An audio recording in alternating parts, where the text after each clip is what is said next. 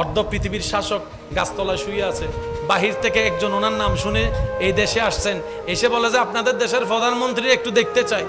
জনগণ বলে দেখেন আছে কোথাও। সুবহানাল্লাহ, একটু মন খুলে আসতেছেন, বলে যে দেখেন আশেপাশে কোথাও আছে কিনা। ওই মানুষটা বলে কিরে, অর্ধ পৃথিবীর শাসক প্রধানমন্ত্রী তিনি, মানুষজন দেখি কোনো ভয়ও পায় না, কিছু করে না, ব্যাপার কি ভাই? কই কই আছে বা নয় দেখেন। খুঁজতে খুঁজতে খুঁজতে যায় গাছতলায় যাইয়া ওমর ফারুক রাদিয়াল্লাহু তাআলা শুয়ে আছে, ওনাকে যাই জিজ্ঞেস করে ভাই একজনকে খুঁজতেছি, অনেকক্ষণ হয়েছে। সুবহানাল্লাহ বলেন না, পাই না। যে যারে জিজ্ঞেস করে বলে আছে কোথাও, নির্দিষ্ট কেউ ঠিকানা দিচ্ছে না। কই কারে খোঁজেন? কই আমি ওমরকে খুঁজতেছি। কই কি বিষয়? কই না ওনার একটু দেখার, চেহারাটা একটু দেখার ইচ্ছা আছে, চেহারাটা একটু দেখার ইচ্ছা। সুবহানাল্লাহ বলেন, ওনার চেহারাটা একটু দেখার ইচ্ছা আছে। অর্ধ পৃথিবী শাসন করে, একটু দেখি না বাদশাটা কেমন। সামান্য সিরাঙের বাদশা হইলে তো সেরকান ফাসকান দোকানের মালিক হইলে তো বসা থাকে, আর ফকেটে যদি একটা আপেল কাটা ফোন থাকে তাইলে তো কথা কখনোর আগে মানুষেরা দেখায়, কয় 1.5 লাখ 1.5 লাখ।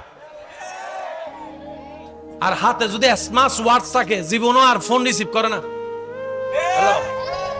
কারণ কিনছি এটা তো দেখাইতে হবে, কথা বলেন ঠিক না? চেহারাটা একটু দেখতে চাই। বলে যে আপনি যে ওমরকে খুঁজতেছেন, আর একটু জোরে। অর্ধ পৃথিবীর শাসকের সাথে আপনার কাফড় সুফর চেহারায় তো মিল নাই, ব্যাপার কি? আপনার বডিগার্ড কই? আপনার রাজসিংহাসন কই? আপনার তাজমহল কোথায়? আপনার সেই খাট কই? আপনার সেই চেয়ার কই? ওমর ফারুক রাদিয়াল্লাহু তাআলা বলেন, তুমি যা বলছো, যা দেখতে চাচ্ছ, এগুলা জনগণের হক, এগুলা জনগণের অধিকার, এগুলো জনগণের অধিকার। সুবহানাল্লাহ বলেন। আমি যদি চেয়ার বানাতে মন চাই, জনগণের টাকা দিয়ে আমার চেয়ার বানাতে হবে, আল্লাহর কাছে কি জবাব দিব?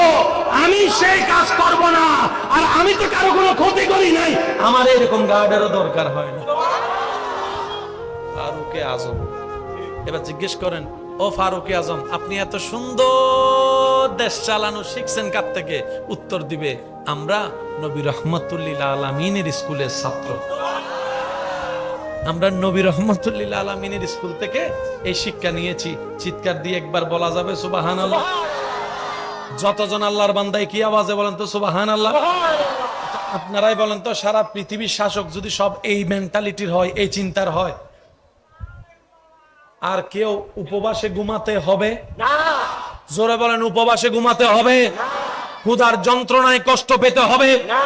ইফতিজিং থাকবে, দর্শন থাকবে, আর আজানি থাকবে, ঘুম থাকবে, কিচ্ছু থাকবে না। আপনি দরজা খোলা রেখে ঘুমিয়ে যেতে পারবেন।